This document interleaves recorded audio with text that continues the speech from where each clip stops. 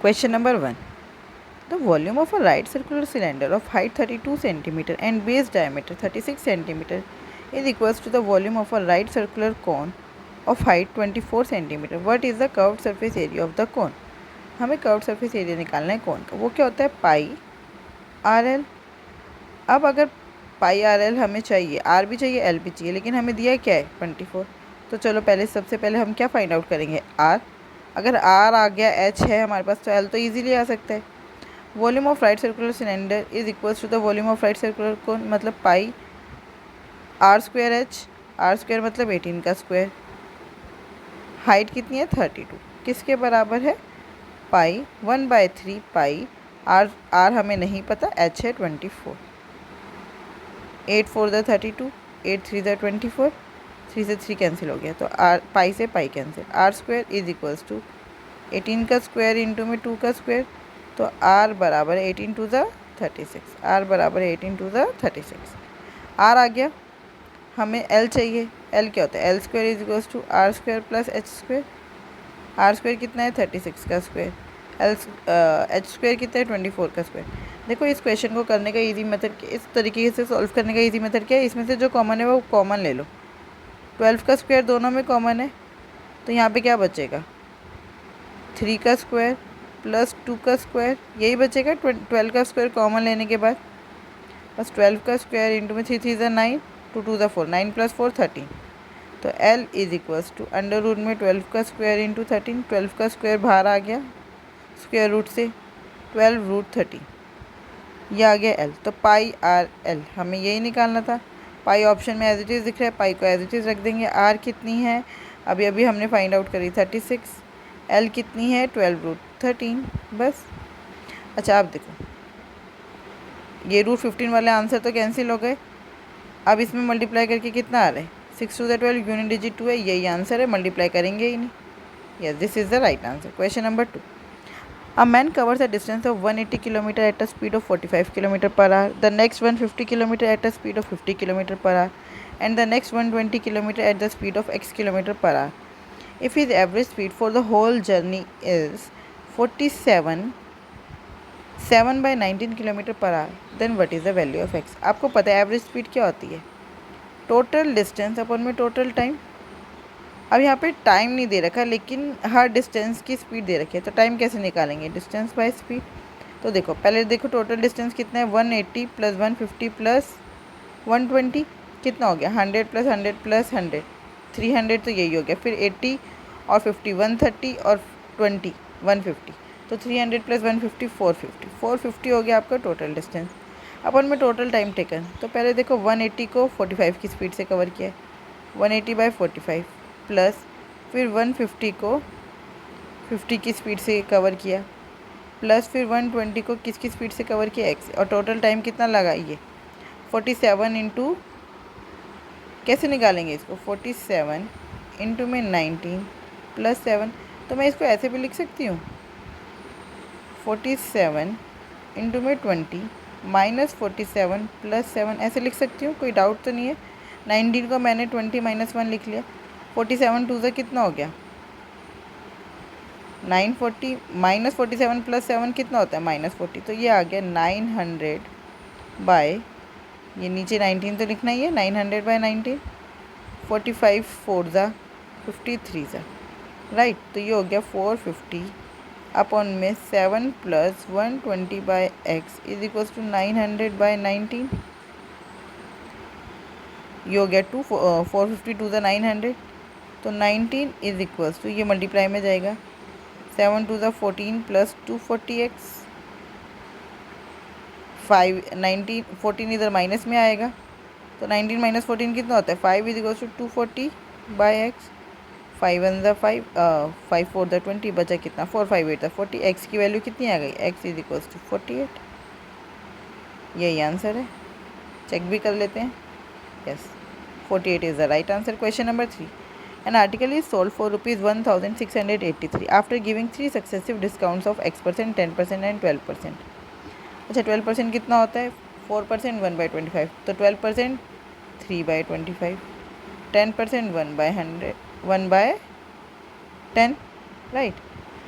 Mark price है 2500। देखो 2500 पे पहले आपको मिला, मान लो सबसे पहले 10% का डिस्काउंट मिला, तो पे कितना करना पड़ेगा? डिस्काउंट अगर 10% मिल गया 1/10, 10 में से 1 का डिस्काउंट मिल गया, पे कितना करना पड़ेगा? 9/10। फिर जो ये वैल्यू है इसके ऊपर फिर 12% का डिस्काउंट मिल गया। 12% मतलब अगर 25 रुपये की चीज़ थी तो 3 घटा के पे करना है, मतलब 22 ही पे करने 25 में से, तो 22/25। अब ये जो वैल्यू आ रही थी सॉल्व करके, इसके ऊपर हमने x% का डिस्काउंट और मांग लिया। हमने 100 माइनस x/100, यही हुआ डिस्काउंट। अब हमने पे किया 1683, यही करा है हमने। 10 0 से 0, 25 10 ज़ा 250, 10 से 10 कट गया, 9 1 ज़ा 9, 9 1 ज़ा 9 बचा 7, 9 7 ज़ा बचा 9 1 ज़ा 9 बचा कितना? 7, हाँ 9 8 ज़ा 72 बचा कितना? 6, 9 7 ज़ा 63। फिर 11 1 ज़ा 11, 11 2 ज़ा 22, 11 1 ज़ा 11, 11 7 ज़ा 77, 2 1 ज़ा 2, 2 5 ज़ा 10। तो 100 minus x is equal to 17 5 ज़ा 85। x की वैल्यू आई कितनी? 15।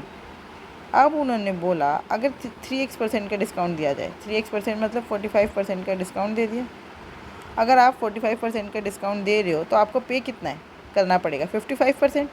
इसका मतलब 2500 का 55% निकाल दो बस।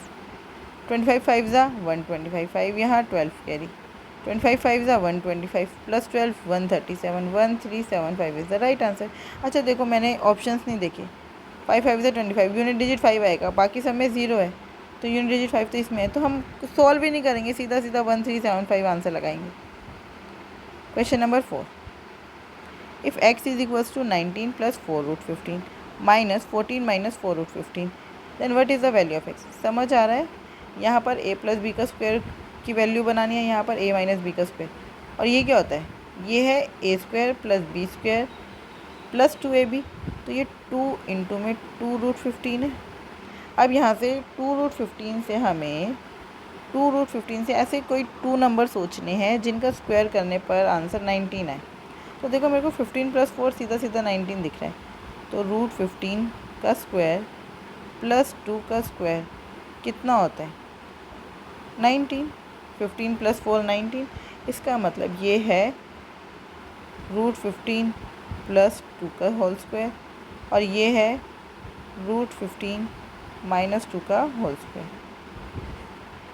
माइनस ऐसे ही है, ये स्क्वायर रूट से स्क्वायर कट गया, स्क्वायर रूट से स्क्वायर कट गया, ये हो गया रूट 15 प्लस 2 माइनस रूट 15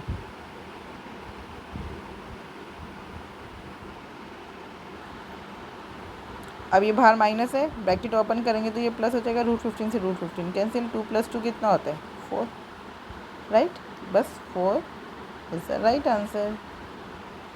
अच्छा इसमें कभी ऐसे मत लिख देना इसको 2 माइनस रूट 15 फिर माइनस मतलब ऐसे स्क्वायर 2 माइनस रूट 15, यहाँ पे प्लस यहाँ पे माइनस, और क्या हो गया मैम? ये तो 2 plus root 15 minus 2 plus root 15, ये तो आंसर 2 रूट 15 आया था मैम, ये तो ऑप्शन में भी नहीं है, तो गलत है भाई, ये गलत है, ये गलत है। क्यों?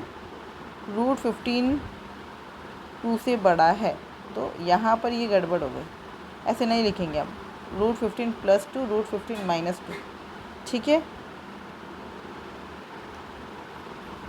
इसको इजी कर देते हैं, तो आंसर 4 ही आएगा, 2 रूट 15 मत समझ लेना। A sum invested at 10% simple interest amounts to rupees 9,417 in 4 years and 4 months. Right? What will be the amount of the same sum at 12 1/2% per annum in 2 by 5 years at the simple interest? अब देखो ये time कितना है? 4 + 4/12, 4 1 = 4, 4 3 = 12, कितना आ गया? 4 3 = 12 + 1 13/3 years, यही time आया है ना। 10% के इंटरेस्ट पर 13/3 में कितना कितना इंटरेस्ट हमें मिल जाएगा? देखो 10/100 इंटू में 13/3 कितना आया? 13/30। इसका क्या मतलब है? अगर ये प्रिंसिपल है तो ये सिंपल इंटरेस्ट है, इसका यही मतलब हुआ। तो अमाउंट कितना हो गया? 43। और ये 43 किसको रिप्रेजेंट कर रहा है? 9417। अभी इतना ही समझो। अब उन्होंने बोला 12 1/2%। 12 1/2% कितना होता है? 1/8 इंटू में 5 to the 10 और 2 12। अगर सेम सम, अगर उसी सम को उसी वैल्यू को हम किस पे इन्वेस्ट करते? 12.5% पर 2/5 ईयर्स के लिए, तो हमें कितना अमाउंट मिलता? तो पहले तो यहाँ देखो प्रिंसिपल कितना है? 4 2 8, 4 3 12, 3/10। इसका मतलब अगर यहाँ पर प्रिंसिपल 10 है तो सिंपल इंटरेस्ट है 3। लेकिन मैं कह रही हूँ दोनों में सम तो सेम था, सम सेम था। यहाँ पर सम कितना है? 30, यहाँ पे कितना है? 10। तो इसको भी सेम बना लो, 3 से मल्टीप्लाई करके 9/30। तो ये हो गया प्रिंसिपल, ये हो गया सिंपल इंटरेस्ट। अमाउंट कितना? 39। उन्होंने हमसे यही बोला इस 39 की वैल्यू निकालो। इतना क्वेश्चन समझ आया? क्या बोला उन्होंने? इस 39 की वैल्यू निकालो। अमाउंट बोला है, बस बेस सेम था, प्रिंसिपल तो सेम था, 30 हमने सेम कर लिया। 43 की वैल्यू दे रखी है, 39 की वैल्यू निकालनी है बस। 39 इज इक्वल्स टू 9417/43 इंटू में 39। अब देखो आंसर हमें दिख रहा है, पूरा आंसर। इसका मतलब ये 43 से 100% डिविजिबल है। 9417 को आप 43 से डिवाइड कर लो। 43 1 ज़ा 43, 43 2 ज़ा 86, 14 में से 6 गया 8, यहाँ से उधारा हमने 1, 43 1 ज़ा 43, कितना बचा? 11 में से 3 गया 8, 7 में से 4 गया 3, 387। 43 9 ज़ा 387, तो 219। मैंने कैसे लिख दिया वैसे सीधा 9 पर 387? मुझे पता चला 9 3 ज़ा 27 होता है, मतलब 9 की टेबल में एंड वैल्यू 7 पर कब आती है? 9 पर, है ना? तो बस ये सीधा 100% 9 पे ही जाएगा, और कुछ हो नहीं सकता। 219 इंटू 39, बस कर लो मल्टीप्लाई। 219 इंटू 39 कैसे करेंगे? 219 इंटू 40 माइनस 219 भी तो कर सकते हैं ना। तो 0 का 0, 9 4 ज़ा 36, 6 यहाँ 3 है, 4 1 ज़ा 4 और 4 1 ज़ा 4 और 3 7, 4 2 ज़ा 8। इसमें से 219 माइनस कर दो, सिंपल। 10 में से 9 गया 1, 5 में से 1 गया 4, 7 में से 2 गया 5, 8541 इज़ द राइट आंसर। बस क्वेश्चन नंबर 6। अब उन्होंने बोला है, ये हमें एक टेबल दे रखी है, प्रोडक्शन और export. Production of export 2 companies हैं, ए और बी, और हमें बताना है the total export of the cement by both the companies in 2017 and 19 is what percentage less than the total production of the cement by 2 companies in 2018 and 2020। तो देखो 2017 और 19 में प्रोडक्शन नहीं, यहाँ पे हमें चाहिए एक्सपोर्ट। एक्सपोर्ट कितना है? 170, 220, 190 और 320। तो हम ऐसा कर लेते हैं, इसको हम मान लेते हैं 200 हैं ये सारे।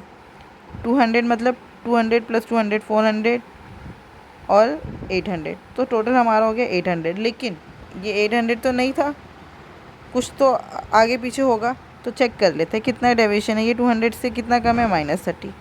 ये 200 से कितना ज़्यादा है? +20। ये कितना कम है? -10। और ये कितना ज़्यादा है? 120। तो -30 + 20 -10 -10 + 120 कितना आ रहा है? माइनस माइनस प्लस, -20 + 120 100, मतलब 100 रुपये। और 100 रुपये कह रही हूँ, 100 की वैल्यू और इसमें ज़्यादा होनी चाहिए। इसका मतलब टोटल आ गया 900। ऐसे ही अब प्रोडक्शन देखो, अब 2018 और 20 का प्रोडक्शन देख रहे हैं। ये 340, 450, 280, 275।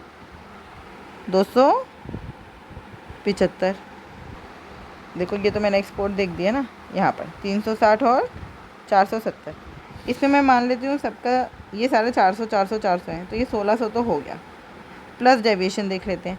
400 में से कितना कम? 60। 400 से कितना ज़्यादा? 50। फिर यहाँ पर 400 से कितना कम? 40। 400 से कितना ज़्यादा 70, ये हो गया -10, ये हो गया +30, नेट क्या इफेक्ट आ रहा है +20, 1620। ये एक्सपोर्ट था, ये प्रोडक्शन है, और हमें विद रिस्पेक्ट टू प्रोडक्शन निकालना है कितना कम है। 1620 में से 900 माइनस करेंगे 720 आएगा, 720 कम है किस पर 1620 पर, इनटू में 100%, 0 से 0 कट गया, 18 4 ज़ा 72, 89 ज़ा 162, 4 इंटू में 100/9%। अब देखो 100 को 9 से डिवाइड करना कितना ईजी है, 4 एज इट इज़ रख लो, 4 9 11 ज़ा 99, 11 + 1/4 %, 11 4 ज़ा 44 + 4/9%। हमें पता है 4/9 क्या होता है, 0.4 पर बार, तो 44.4% यही आंसर है। Question number 7, a loan of ₹13,500 is to be paid. अच्छा यहाँ पे ये पता चला ना 4/9 का मतलब 0.4 पे बार क्यों होता है, ये मैंने पिछले क्वेश्चंस में भी बताया है। अगर किसी पे बार है तो उसको हम ऐसे लिखेंगे, कितने पे बार है, नीचे उतने 9 और ये वैल्यू सेम, बस 4/9, तो 4/9 होते हैं 0.4 पर बार, 4 ही आएगा, तो सीधा सीधा हमने लिख दिया 44.4%। अब फिर क्वेश्चन नंबर 7 देखते हैं, a loan of ₹13,500 is to be paid back in 2 equal annual instalments. तो लेट हम इंस्टॉलमेंट्स लेते हैं x। If the rate of interest is 16% per annum compounded annually, then what is the total interest paid in this instalment scheme. तो देखो आपने loan लिया 13,500 का, ठीक है, उस पर आपको 16% पर एनम कंपाउंडेड एनुअली, तो आपको लोन चुकता कितना करना है, 1 + 16/100 का स्क्वायर, टोटल इतना लोन चुकता करना है।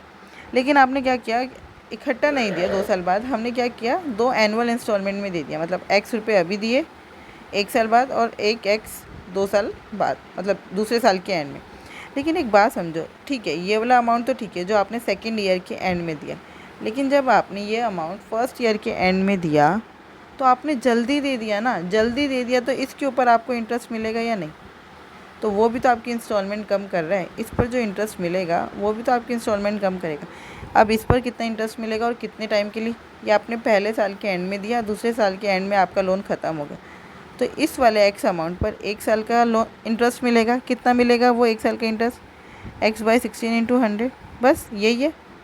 अब ये दोनों बराबर होंगे, तो 2x + 16x/100, एलसीएम ले लो, ये हो गया 216, 2 × 100 216x/100 इज़ इक्वल्स टू 100 + 16 116, तो ऐसे लिख सकती हूँ 13,500 गुना में 116 बटे में 100 गुना में 116 बटे में 100, 0 से 0 कैंसिल, 20 से 20 यहाँ पर भी कैंसिल। अब सॉल्व कर लेते हैं।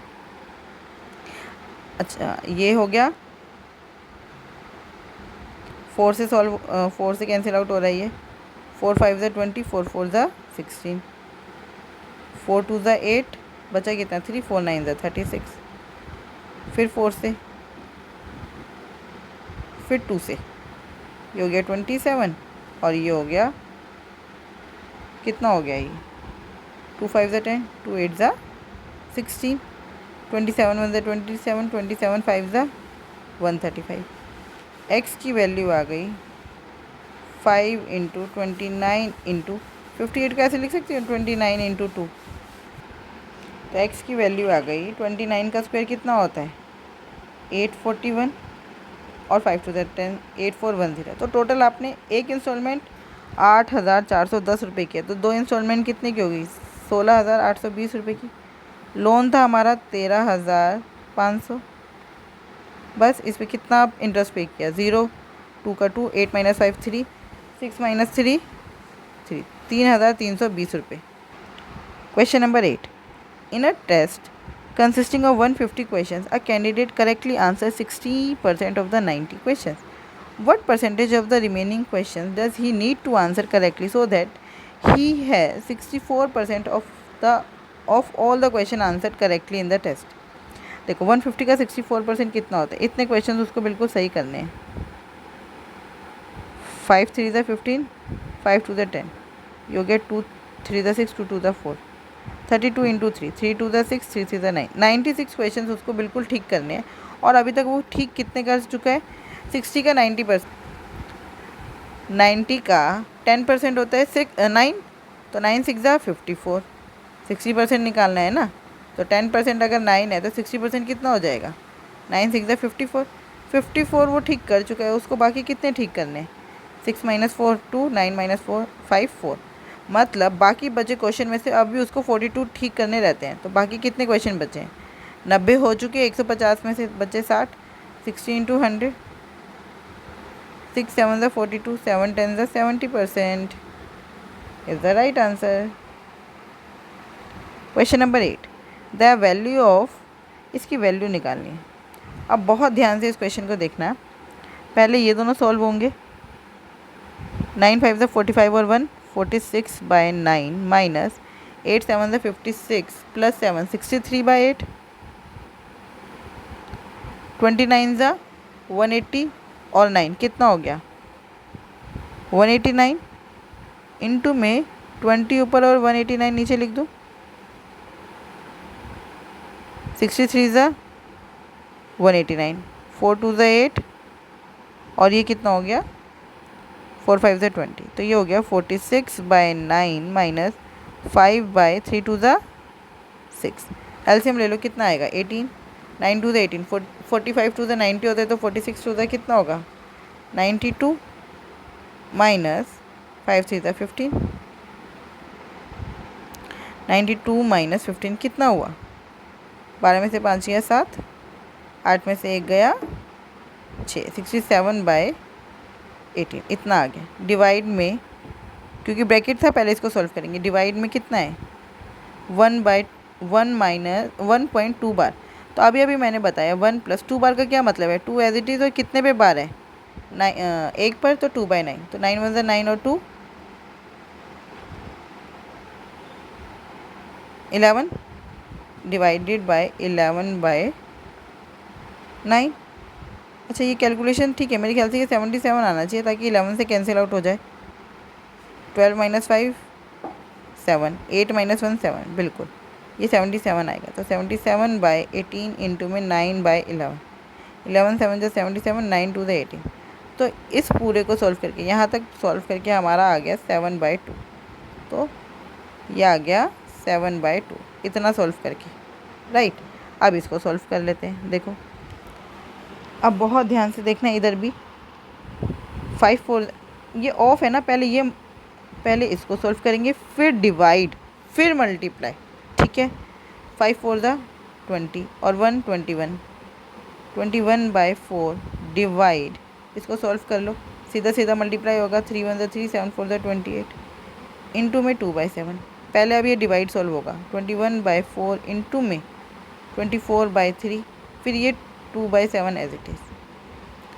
अब 4 6 ज़ा 24, 7 3 ज़ा 21, कितना आ गया, सही लिखा है, 5 4 ज़ा 20 और 1 21/4 डिवाइड में 7 4 ज़ा 28 होता है, मैंने 24 लिख दिया।